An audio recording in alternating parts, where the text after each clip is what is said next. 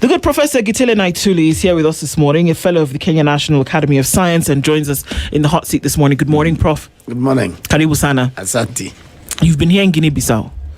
That's where Dennis has actually taken us this week. Yeah. So he seems to know the lay of the land. That's where our proverbs are from. Daktari. So, people of Kenya called Kenyans, Yeah. Uganda, Yes. Ugandans, Tanzania, Tanzanians. Guinea-Bissau. That's a very good question. Guineans. Yes. See? Guineans of Bissau, right? Yes, they used to have the real nationalists, the real Pan-Africans, called the America Gabro. I think it was from Guinea-Bissau. Yes. And the people there are saying, because it is an archipelago, they have over 80 islands within the country that makes it unique the way it is. It is home to one of the largest mangrove forests, and that helps in dealing with climate change that we see, especially in the coastal areas. But they also have hippos that swim in salty water, not like us. We're used to River Tana or Lake Victoria. Theirs, you find it in salty water. Yes. But let's go to the proverb. The baobab does not grow in a day. The baobab does not grow in a day. How would you interpret it? That is a beautiful proverb when you look at the Ghanaian situation. Because what it tells you is about the leadership concept based on two parts. A hunter mentality and a farmer mentality. A farmer nurtures and takes time to get output. A hunter just takes. So a baobab is going to have to take time to grow and become that big. And therefore, patience is required. Okay? Vigilance is required so that the young fellow is not stumbled underfoot before it grows. It's a perfect example for what we are doing in Kenya today, because we are living for now. In fact, that's a perfect one for the topic you have this morning. Indeed. Because if baobab were to grow in a day, then we don't have to worry with the looting that is taking place. Because the country will still grow in one day. In one day. Yes. Well said, Professor Sandisana, for the interpretation. I think I love the part where it is a farmer and hunter mentality. Absolutely. Choose your struggle. You see the difference here is you give a farmer a kg of maize, he gives you 90 kilogram of maize. The 90 kilogram won't come in 1 month or 2 months. Yes. Just like the baobab did not grow in one day. The hunter mentality, you just go and shoot the animal. You bring it down, then you share. That is why we are selling assets, like national assets, some of them very strategic, like pipeline, Kenya seed, because it's an animal we have brought down. So we must share it. You take the leg, the other one takes the arm, the other one. That is how it is. So that's a very appropriate proverb. There's no single official figure for the amount of money that's missing in Kenya, because the Senate and the Auditor General, parliamentary committees rather, and the Auditor General usually report different categories of irregular expenditure. They talk about unaccounted for. They talk about unsupported expenditure, unauthorized expenditure, irregular expenditure, possible loss of public funds. Now, if you look at some of these numbers, it's crazy. The Public Accounts Committee of the Senate has been meeting. They've come up from a short recess. They've come back, and some of the counties that they started to look into this week and the week before last. If we look at 2014 to 2023, cumulative, about 597.7 billion shillings is unaccounted for. Yani, you don't know where it went. Somewhere into the atmosphere. I don't know. Please repeat that number again. 597.7 billion shillings. Okay? In 2016, an audit finding was that Eurobond proceeds that auditors said could not be fully accounted for of 215 billion. The Hustler Fund allocation flagged an unaccounted for in the 2022-2023 audit of 8 billion shillings. Notice we've not even done a million. We're in the billions here. KEMSA COVID-19 procurement losses identified in a special audit of 2.3 billion shillings. It goes on and on and on and on. Now, that's not even the money that we're talking about at the counties. If we look at the Public Account Committee of the Senate and what it's been doing, the questions that have been asked across board, only 3 counties, three out of 47 so far, have come up with what looks like an almost clean bill of health. But the others, there are some questions about where money goes. There are pending bills for completed projects. There's money that cannot be explained. There are Christmas trees for which Christmas is not every day of the year. That questions are being asked around where did this money go? But we never get an answer, and I guess that's our conversation today. Where does this money actually go? You can't get an answer simply because the answer would be an admission of proper looting. But let's just look at the language you just use there on the on-data language. That language is not proper. The law requires the on-data to tell us whether the money was lawfully applied and whether it was effectively used, whether we got the value for money. The language you just use there does not answer those 2 questions. So the on-data, she has done a great job. She needs our appreciation as a country because she's telling us all this looting. So in the future, when we get a good Kenyan government, it's actually possible to follow this money and return it. So I want to say she's good.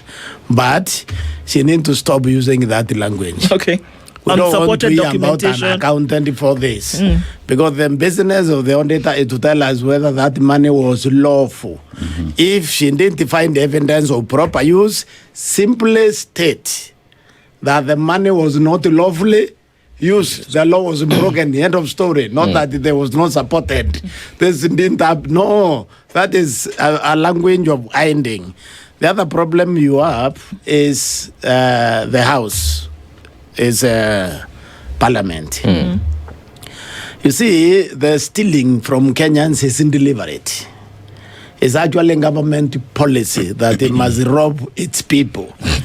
Because because it's simply colonial. It's extracting. Yes. You understand? Have you asked yourself why is it that you see at least the Senate is on the ball. The Senate is looking for the accounts of last year, for example, this year. Meanwhile, Parliament is looking for accounts of 2017 today. 2027. 2017, the time itself has given a lot of evidence. People have died, others have moved on, others have retired, holding people to account 10 years after committing a financial crime. It's in difficulty. Now, do you think Parliament doesn't know that? They know that. And that is why they don't touch this account until later years, because they need to hide the theft. That's why I'm saying it's a policy, is that the government as a whole has agreed that let's just rob these people. Because the Parliament, you see the problem before Parliament moves, then DCI won't move. The ethics also won't move, because there is something in the law called in double jeopardy. So you can't be treated to 2 trials for the same thing. Yes. So they would wait for Parliament recommendation. But Parliament won't sit until after 10 years to look at the accounts of some years. Well, Okay? yes. So Senate is doing well because it's looking at this account, and what they are telling us is left, right, and center. Because nobody is protecting public assets, public property in this country. The purpose of government is twofold: to protect life and property. The property is not being protected. I don't know about life. I think life, you can say, we have some degree of protection, even though they shoot us when we demonstrate. Yes. But at least there is a level. But the assets, they are for the taking. And I hear you, Prof, when you say that the extractive, exploitative, and dominant nature of the system, the current system we are having, continues to play out since colonial times. Yeah. However, there was some hope that with the new constitution, we will be able to change that and tweak that to suit our own homegrown democracy, management, as you say, of our resources, property, and also guard our life. But we seem to have continued in the same spirit. The persons that we have in the office, they seem to have embodied the same spirit, the one you're saying of looting and stealing, where they continue to extract, exploit, and where they cannot dominate, they kill in terms of protests. And then we keep having these reports that have to be qualified at the very best of their performance on how our own resources, because the government is not a foreign entity. You and I create a government through our constitution. If we are not yet able to experience that relief, where is our hope? The problem is us Kenyans. Remember, we really had a Kenyan government when this wonderful constitution did not exist. The Moi Kibaki government is the first Kenyan government in history of Kenya. The government which had a heart of Kenya. Because you see, a government is just like an individual. It has a mind and a consciousness. So the colonial government, consciousness was extractive. It was not in investment and in growth. Because they don't have to grow you, they are just going somewhere else. So, in a sense, the Kenyatta one, you couldn't also call that 100% extractive government, because Kenyatta set up industrial production fairly well. But since then we moved, then we arrived at Kibaki. A purely Kenyan government, concentrated on fixing this country, and it grew the economy tremendously. If you look at the World Bank report to anyone, the best. Now, 2013 was the opportunity to continue the Kibaki growth. And I think the only way that thing would have been continued was the election of Raila Odinga and Kalonzo Musyoka. In that election of 2013. It was a mistake, a huge mistake, by the Kenyans themselves to have elected Uhuru Kenyatta and William Ruto in 2013. That is where we went wrong. Because Uhuru left the trajectory. He left the vision in 2030. He started borrowing allegedly, yes, in borrowed loans. But if you compare his loans and the Kibaki's, it's like his was being borrowed with gold, while Kibaki was borrowing with the silver. In other ones, there was no serious exaggeration in the Kibaki loans. Exaggeration for tenders, but it is set in 2013. So the problem you're having now is basically the government, which was formed in 2013 and 2017 on steroids. That's the one now, which is operating now. Right. But the otherwise, that's where we lost it. At that time, I think those two fellows, because of their age and so on, and the fact that one of them had a history of fighting for good governance, they would have been careful to overly steal. Okay? Assuming they still, maybe still, we don't know, but they would have been careful. They would have done it in moderation. So it was not done in moderation. I mean, she has mentioned the COVID heist and all that. When people are dying, you are robbing them. You understand? If you look at, and I would like her to send me that data, I can use it in my research. So the Kenyans, they need to look at the history of people before electing them. Okay? And you know, I don't know if you tell you this. You see where I come from? We actually have an issue. We don't usually, then during check, it does not give poor people leadership positions. Because there is a belief, cultural one, that poverty is not in your pocket, it's in your mind.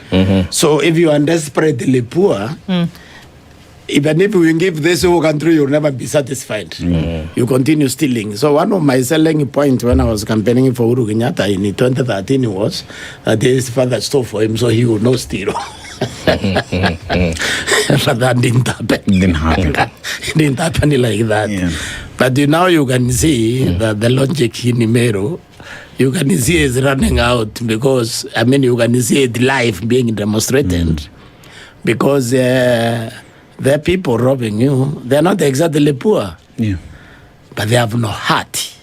You see what happens, what the Mero's cultural, they stress, is the ability for the leader to feel the pain of the people they are leading.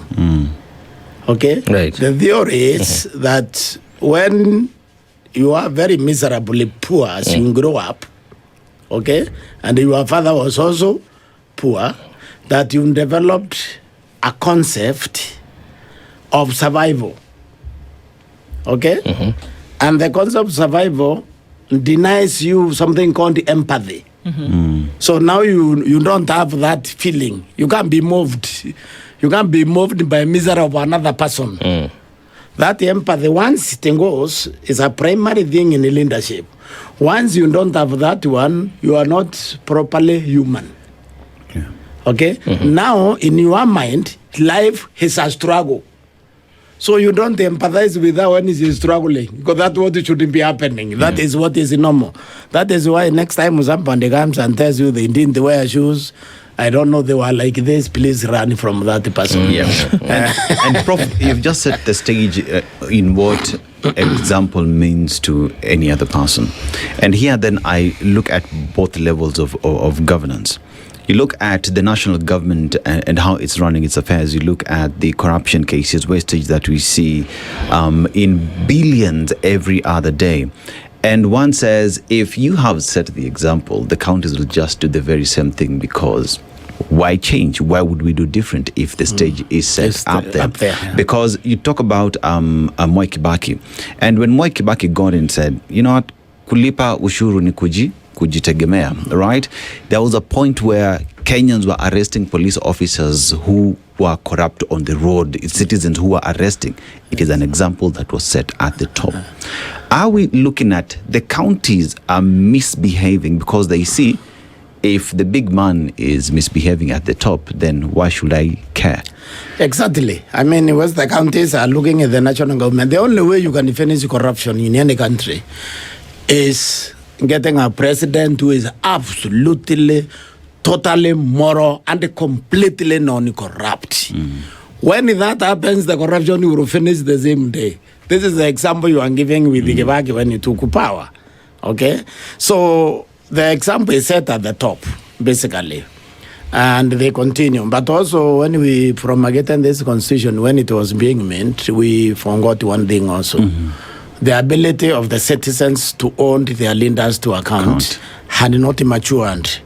So what we should have done was to get the assemblies elected, but then get the governors recruited by the Public Service Commission, confirmed by Parliament, and appointed by the President. So that down there, you get, say, if it's Mero, for example, you have a governor from Nyanza, or you are a governor from Turkana, or a governor from anywhere else in Pati, Mero. But now, when we localize the election of the governors, the clan system come to play now. It's not tribe anymore, because the tribe is in bigger, so it's the clan. So you still, your clan will zero protect you. Just like the tribe protects the president at the top. Okay, so we exchange the clan for the tribe down there. That is the mistake we also made. We ought to have only to have a governor being supervised by an elected assembly for at least 5 elections. That is 25 years. Then we mature enough to protect ourselves. Because you see, the Central Kenya we love to complain about because of primitive jealousies. One reason why it's better than the rest of the country is because those fellows, they hold you accountable for your performance. And in fact, the one reason why they were the first one to start opposing President Ruto is got nothing, it's not personal. They just look at performance. If you are not performing, they are not your friend. This is why you can't have life and peace in Mount Kenya, in the Kikuyu part of Mount Kenya. Let's not put the rest there. Because in Meru, the MPs who are 3 term and they have done nothing. But in the Kikuyu land, if you get an MP getting a second term, go and see what they have done. They have done a fantastic job with the little resources which they have. So for the country, it ought to be the same. Now, these governors, the rest of the Kenya, they are not be able to be on into account. In fact, the governors who are performing, you can count them. Kibwana, maybe Oparanya, Kangata in the Central Kenya ones, especially the ones in Kikuyu part of Mount Kenya region, those have performed all of them. Because those fellows, when the money come from Nairobi, they know it is their money. They supervise it. Mm-hmm. In other places, like in northern Kenya, the money goes there, then it's routed to Nairobi, to build malls, to build apartments.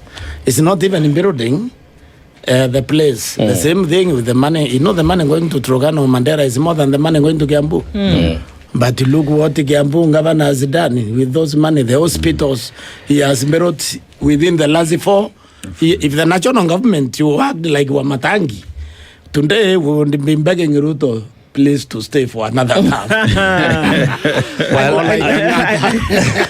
I think Joe Kamanya might say something else, but let's take a break on that. Because one pertinent question here, Prof, is that why then is it so difficult to punish this terrible behavior?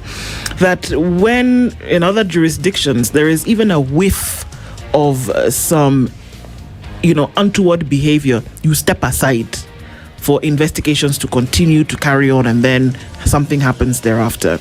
If billions of shillings, hundreds of billions of shillings are missing, and there's no answer to that question, there's a problem. I wonder, when I look at these amounts of money that have been unaccounted for, you said that unlawfully misused, it's a lot of money. It's huge. Just the money that is missing is enough to sort out a lot of these pain points that people are crying about today, for which you have to have a finance bill that brings in extra money.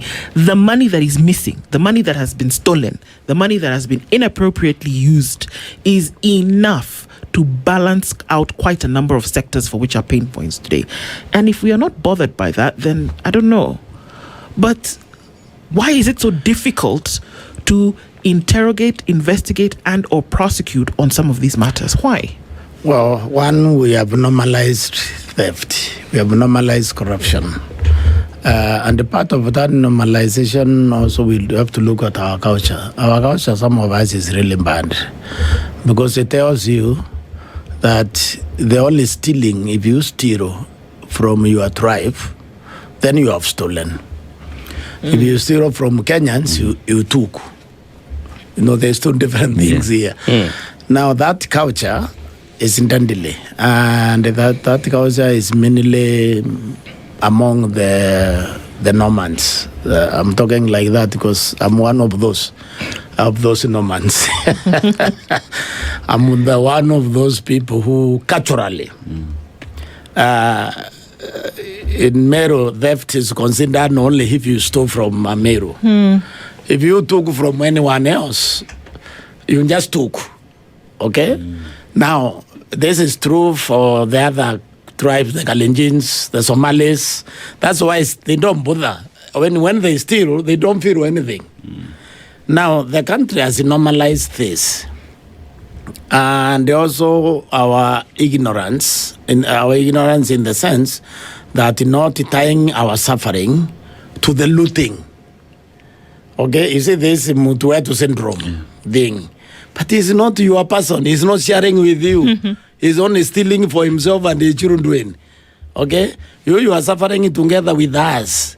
Now, when this gets out, when we realize that when the public resources are stolen or misused, and then we try to think what else can it do, because if you look at this report of the control of budget, it said, for example, the state has used 1.3 billion just in traveling in 9 months. And then when you try to see how many hospitals can that money build, how much medicine can that money buy, how many schools or children can that money feed, then you begin realizing, wait a minute, why are we allowing this to happen? But we don't do those comparisons.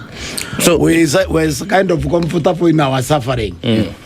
That's, we need to introduce some discomfort in this suffering, and we need to realize that it is bad policy.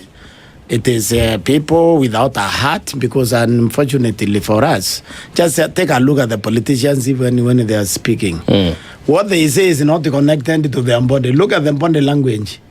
Okay? They are mechanical. They don't have a soul. So what do we do to this suspension of the Constitution? Because basically what I hear you say is that we have suspended our Constitution. We are not upholding the rule of law. Because the rule of law provides that resources are raised by us Kenyans. We have provisions on allocation. This is how resources ought to be utilized. When we keep on getting reports, money was lost, that was not accounted for, cannot be found, it begs for questions on at what point, or maybe from your rating, have we as Kenyans, from the voter to the person who is nominated, appointed, elected, are we cognizant with the fact that we are not led by the goodwill of our heart or the values from our culture where we come from, but by this one document we call the Constitution? This is the standardization that we have set. Are we cognizant, or how far are we from the mark? I think the awakening is there to the fact that the Constitution is not being followed, because clearly it is not. How many supplementary budget, for example, do you have?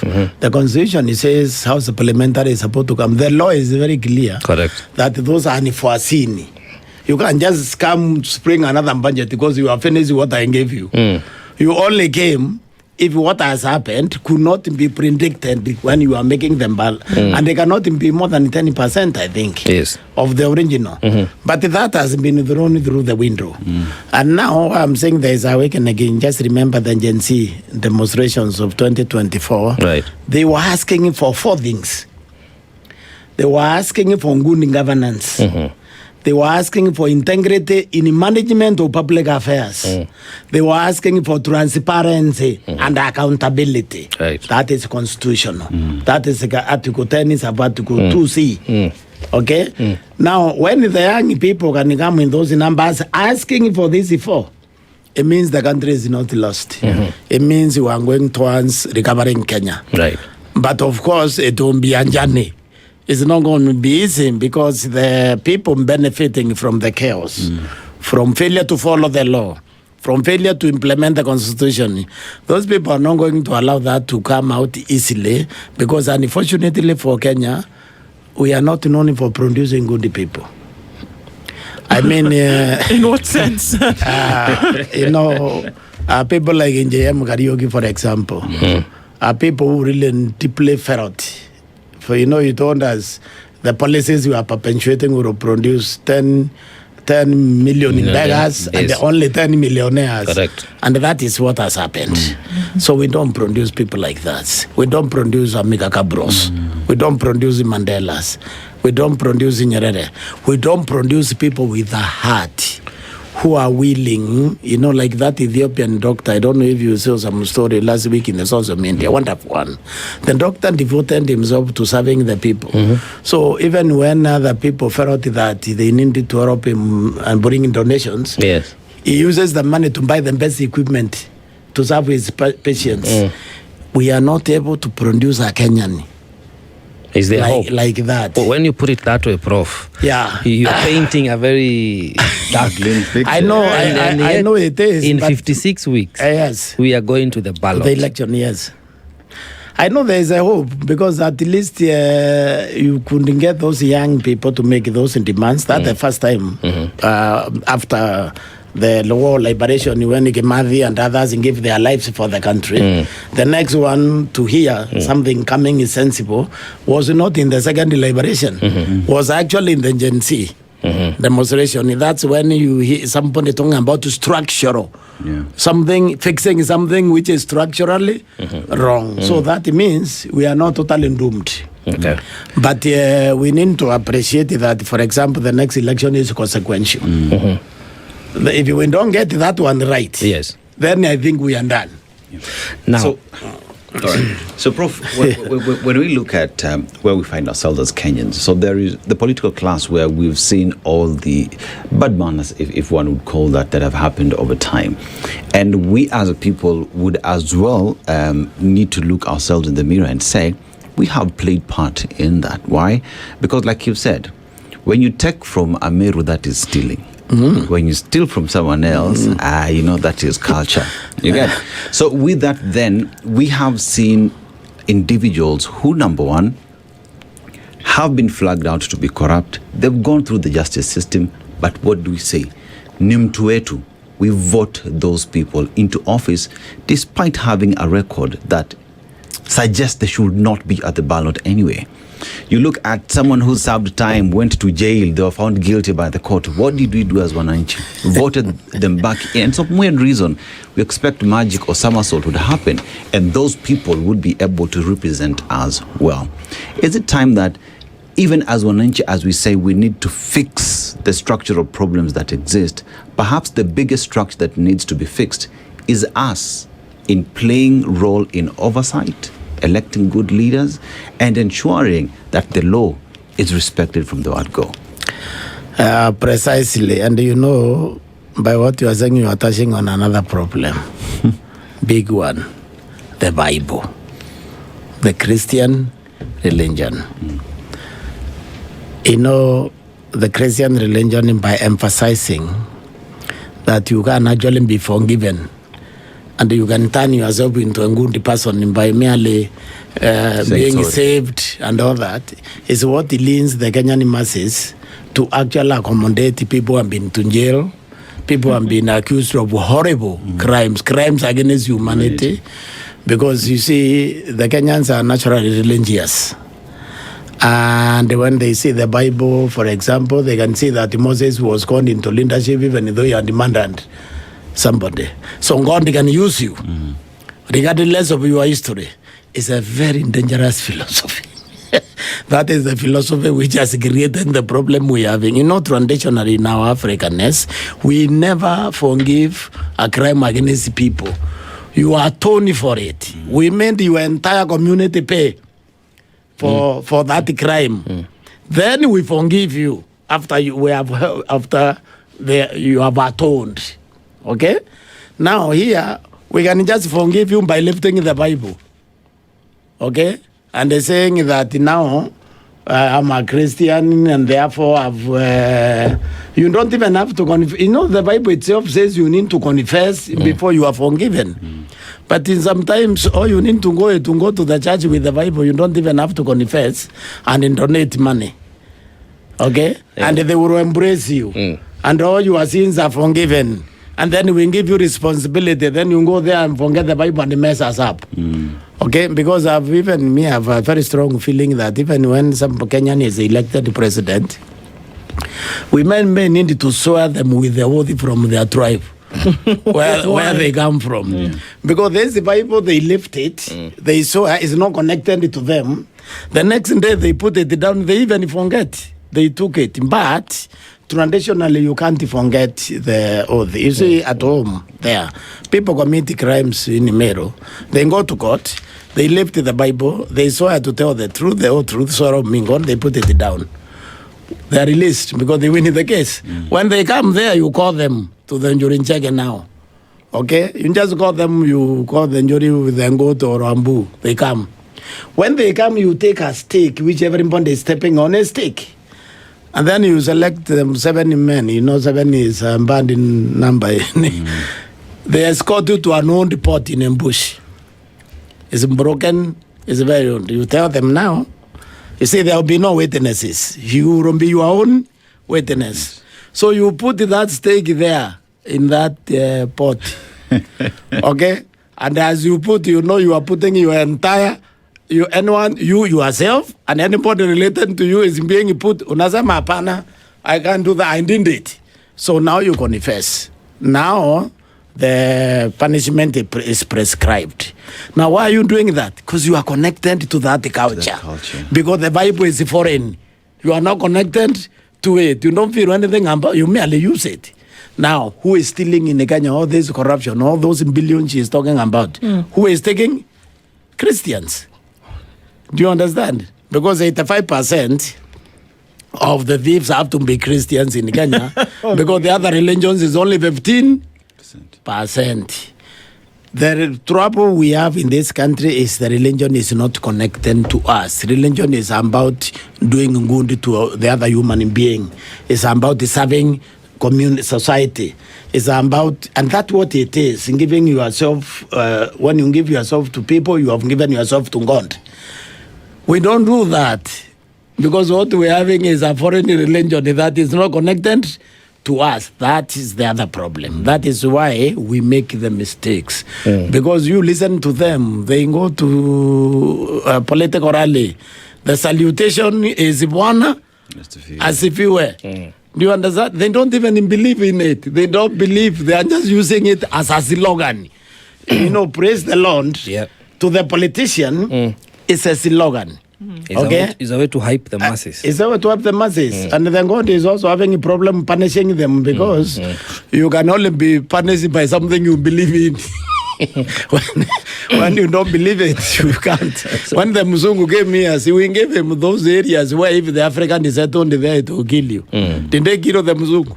No. We took them in areas which are abandoned where we used to bury people and die without children. We have our name. Some people call the NG, the people. There was a system. Now, where those people are taken, the bad ones in society, the one who have actually gone to hell, because you can't mention them. When the Mzungu came, we sent go and settle there. So he can die in 3-4 days. Then the Mzungu survived there because the Mzungu does not believe in your culture. So that is why Christianity is not European. So I do agree. Religion, both, or as many as they are, they are all foreign policies, like any other that we try to employ in our system, and does not work for us. But conversation for another day. However, I want us to refocus on the funds from the counties, because you look at the new dispensation we have. This is the 14th year, you would say, or 13th, or maybe the 12th financial year, however we look at it, since we devolved these functions. And it was opined that functions will be followed by resources. Exactly. Some counties had to start from scratch because they did not have even the administrative, structure. So they did all the setup, and they have been growing on and on and on. Allocation has been coming. We say they'll be getting at least 15% from the national government, or 35%. Whatever, the argument keeps on shifting. But the truth of the matter is that these counties have been growing.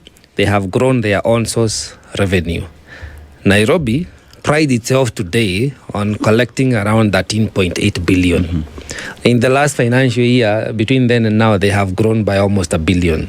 Kiambu, you mentioned the governor, they have doubled since 2023 to now, from 2.8 to around 5.4 billion. You can go to Mombasa, they have gone up by around almost 900 billion, thereabout. No, 900 million. But when you look at the value for money, the expected value from all these resources, would you feel comfortable saying that indeed the people of Mombasa, Kiambu, Nairobi, Meru, Mandera are getting value for, one, their own on-source revenue? We have not even factored in the money they get from the national government. What will it take for people from Mandera to stop going to the dry rivers, scrap sand, looking for clean water? And yet, like this financial year, Mandera is going to receive 12.59 billion shillings. Last year, the financial year, they received 12.7 billion shillings.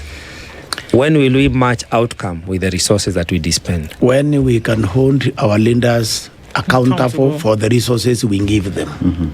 That is when we will match. And unfortunately, we are just not able to do that. In fact, I think even in devolving these resources was a mistake. Money should have only been directed at development only, so that the recurrent expenditure, the counties take care of it themselves. You see, if you look at the old county council, the salaries were different. For example, if you are in Meru, in Nyeri, in Kiambu, you used to earn more money than Isiolo, than Mandera, than other areas. Because you are paying with your own resources, with your own money. Other people's money will be misused. That is just how it is. It's a natural being. So what is happening here, this money being pushed, is not helping anyone because it's considered under other people's money.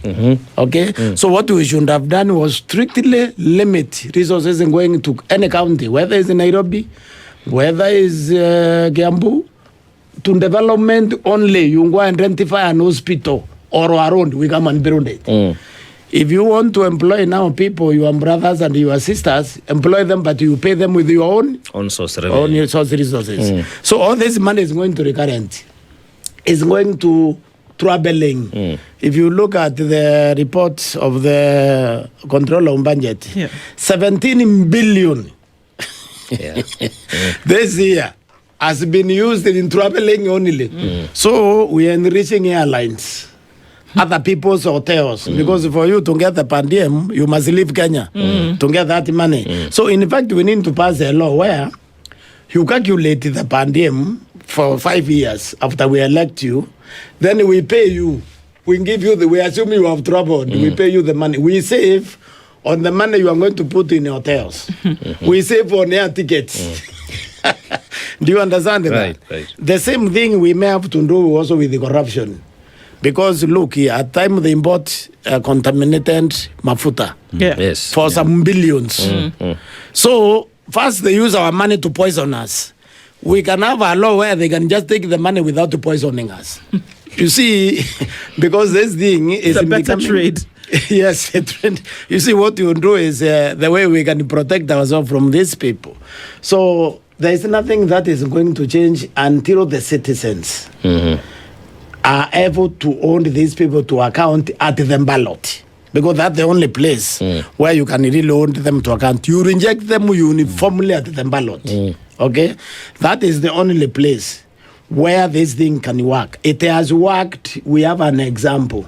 This thing has worked in the Kikuyu region of the Mount Kenya. Okay? Not the other side.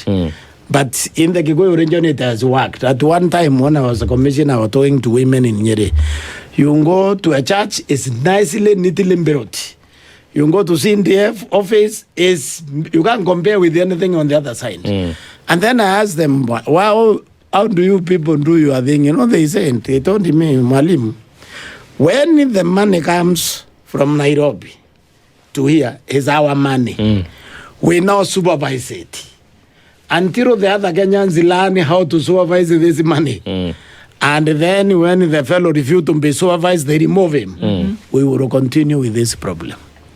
Wow. Now we have a supervisory agent in the name of Senate Yeah. that is meant to oversight, Yep. the operations of the county and the resources. But you hear of governors saying, we are not going to show up in that committee, which should be an obligation of the law. So where does that leave us? And I can tell you the Senate is doing a great job. I wish the National Assembly is working like the Senate. The National Assembly controls much more money, trillions, compared to the Senate. But the Senate is bringing those people. Why they are refusing is because the Senate is cashing them real time with theft. That is why they are refusing. Now, here it is the law. Invoke the law. But who is executing the law? The national government is the part of the executive. So if they don't go and arrest this governor, what the Senate is about to do? So what we need is respect for the law. We need to make this a country governed by rule of the law as the Constitution demands. If that happens, people will respect public resources. They will respect the procedures. They will respect the Senate. And even if there's a parliament which is not working, okay, because parliament is not working, you'll be better off without it. I mean, look here, yesterday, 187 absented themselves. Yes. So an important piece of legislation, like this budget, is passed by 127 MPs out of 500 something. Out of 349. Okay? Yeah, they are 349, yeah? So imagine 127. And these people absented themselves because they are afraid of voting no. Do you understand? Now, who are they afraid of? Because voting no means supporting the people who put them in power. Yes. But now they are afraid of offending someone else. And who is that is someone else? Yeah. So if the country now understands that, and when these people go to the next election, they are all removed. Right. Trust me, the next parliament will behave. It will know that it has a supervisor. Right. And the supervisor is taking stock of performance. But you see now when they will come and buy you with the money they have been bribed with, or the money they have been stealing, of course, bribed with him, because the parliament usually, they can't steal much other than the CNDF. but they can be given those 10 million to where they are given it to vote this way or the other way. When now they bribe you and you overlook the fact that they never served you, that is when we created our own misery. Wow. It looks as the thing is that a grim picture is not just being painted, but it's being experienced here, and that there is a definite decision that needs to be made in terms of what happens next. You seem to be convinced that it's at the ballot that you decide how this is going to happen. There's no other way right now. Actually, there is no other way, except, of course, there is other way. If you force people with people sufficiently believe that the ballot is not able to deliver, that is when now they go extra constitutional. Right. And then now that's how revolutions are cooked. Now, the Kenyan revolution also, you can only have it through public uprising. You can never have it through disciplined forces. Because the disciplined forces are not professionals. These are business people. You see, even to get your child employed to the army, I understand now you pay money. Yes. To get the police, you still pay. So now when you buy a job, you are not a professional. You just made a business Transaction. deal. It's a transaction. So you cannot you don't expect here to produce a Captain Sankara or Ibrahim Traore. That in Kenya you won't be expecting too much. It won't happen. Because we don't have professionals. Professionals love their country. Their whole heart, they want to grow their country. They want to see the country moving well. You have people who simply look at themselves and they want to use the office for very selfish gain. So you won't have. But if you people are pushed too far, now you can have what is called a national uprising. Absolutely. Which is now going to replace all the policy. Politicians, and then you have an organically grown leadership. Now that the leadership is going to produce a Kimathi now. That leadership is going to produce an Ibrahim Traore. But as things stand now, the ballot is the only reasonable and legal way of holding the leaders to account. Because the other one is very dangerous. Yes. The other one in Awesa Gugeukia, even the originators at that point. Indeed. So the other one is dangerous. Now, what we are saying here is we should not allow these politicians to push us in that direction. We resist that direction, and we insist that the ballot must deliver. Absolutely. It must work and deliver change. Professor Naituli, thank you so much for being with us this morning. Professor Naituli has been here with us this morning, and of course, going through this conversation. We look forward to the next. Asante Sana. Good morning. This is the Situation Room, the only way to start your day.